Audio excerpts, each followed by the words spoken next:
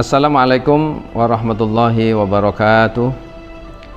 Sobat pelatihan, terampil komunikasi dan membangun hubungan personal adalah satu di antara akhlak Islam yang sangat berguna dalam kehidupan sehari-hari. Al-Quran dan Sunnah Nabi mengajarkan banyak sekali jenis gaya bahasa dan pembicaraan atau qolan yang dikategorikan sebagai prinsip-prinsip, kaidah dan juga etika dalam komunikasi Islam. Ada qaulan layyina, ada qaulan ma'rufa, ada qaulan karima, ada qaulan sadida, ada qaulan maisuro. Qaulan layyinan misalnya adalah satu ragam komunikasi yang dijelaskan di dalam surat Toha ayat 44 yang bermakna perkataan yang lemah lembut tanpa disertai kekerasan dan paksaan.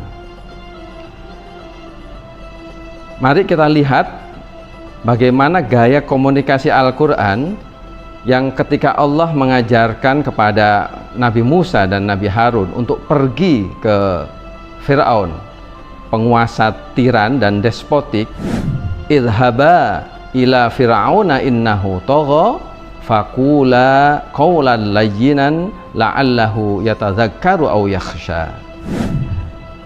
Allah di sini mengajarkan Nabi Musa dan Nabi Harun datang ke penguasa yang tiran, bahkan dimusuhi, tetapi harus dengan kata-kata yang lemah lembut, qaulan layyinan. Yang kedua, di dalam Al-Quran menyebut dengan gaya bahasa qaulan karima yang bermakna bertutur kata, sopan santun yang baik. Di dalam surat Al-Isra ayat 23 misalnya, Allah Subhanahu wa taala berfirman, wa qada rabbuka alla ta'budu illa iyyahu wa bil walidaini ihsana imma yablughanna indakal kibara ahaduhuma aw kilahuma fala taqul lahuma uffin wa la tanharhuma wa qul lahuma qawlan karima. Gaya bahasa komunikasi hubungan personal dengan orang tua, bahkan orang tua yang sudah senja, berlanjut usia, dalam pemeliharaan anak-anaknya, Al-Quran mengajarkan untuk tetap berkata qaulan karima, berkata-kata yang mulia. Berbeda halnya dengan istilah penggunaan qaulan ma'rufa yang bisa dimaknai sebagai ucapan atau gaya komunikasi yang menyenangkan hati, yang mudah dimengerti oleh audiens atau pemirsa, tidak menimbulkan kemarahan atau kesedihan bahkan dengan sesama lawan bicara. Ada banyak penggunaan qaulan ma'rufa ini di dalam surat An-Nisa, surat Al-Baqarah atau surat Al-Ahzab. Salah satu misalnya saya kutip, A'udzubillahi minasyaitonirrajim, wala tu'tus subaha'u amwalakumul lati ja'alallahu lakum qiyaman warzuquhum fiha waksuhum wa qulu lahum qaulan ma'rufa. Bahkan terhadap orang-orang yang kurang sempurna akalnya saja, Al-Quran mengajarkan gaya komunikasi dan hubungan personal yang tetap harus hangat, harus dengan perkataan yang baik, qaulan ma'rufa.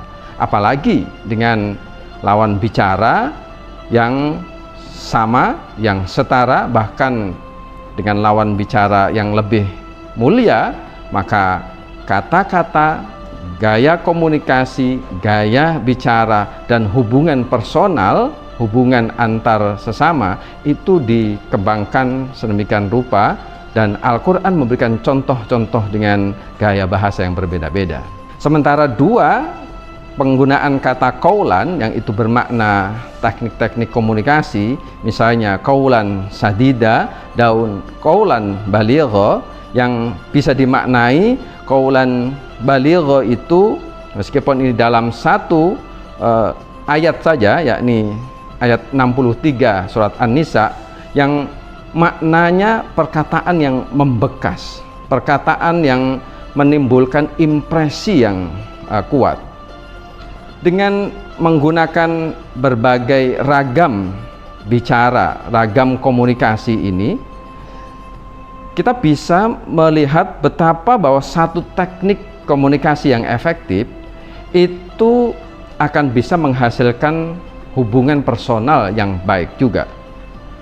Mendengarkan dengan penuh perhatian misalnya, sebagaimana diajarkan oleh Rasulullah Shallallahu Alaihi Wasallam, "Man kana yu'minu billahi wal yaumil akhir falyakul khairan aw liyasmut." Falyakul khairan, katakanlah dengan kata-kata yang baik, atau kalau tidak mampu, diam. Dalam hal ini, kesabaran dan empati untuk mendengarkan itu menjadi sangat penting dan kunci dalam membangun hubungan yang kuat dan harmonis. Contoh ini dipraktekkan oleh sahabat Abu Hurairah radhiyallahu anhu pada saat bagaimana mengkomunikasikan dengan sahabat-sahabat yang lainnya menyikapi satu persoalan, yakni perselisihan antara dua orang. Maka komunikasi yang dibangun adalah mendengarkan dengan sebaik-baiknya pihak-pihak yang berselisih dan kemudian dicarikan solusi atau jalan yang tepat, penuh bijaksana. Selain itu, kesederhanaan dalam berkomunikasi juga penting, dan ini merupakan nilai yang diajarkan di dalam Islam. Nabi Muhammad SAW seringkali berinteraksi dengan sahabat-sahabatnya, dan cara-caranya dengan sederhana, ramah, murah senyum, menciptakan ikatan dan iklim hubungan yang setara, erat di antara Nabi dan sahabatnya. Bahkan dengan sesama sahabat-sahabatnya merasa bahwa sahabat dengan Nabi itu adalah teman yang baik. Hatta kepada musuh pun Nabi Muhammad SAW membangun komunikasi yang baik dan hubungan personal yang juga baik. Dengan menerapkan teknik-teknik yang efektif, komunikasi yang efektif, hubungan personal yang baik, mendengarkan dengan penuh perhatian, berbicara dengan lemah lembut, sopan santun, dikala tertentu harus dengan impresi yang kuat, maka umat Islam dapat membangun hubungan kekeluargaan, hubungan pertemanan, persahabatan dengan lebih baik dan profesional. Dengan begitu, mereka dapat menjadi contoh yang baik dalam mempererat tali persaudaraan, harmoni di antara sesama, sebagaimana nilai-nilai ajaran Islam dalam Al-Quran maupun Al-Hadis. Assalamualaikum warahmatullahi wabarakatuh.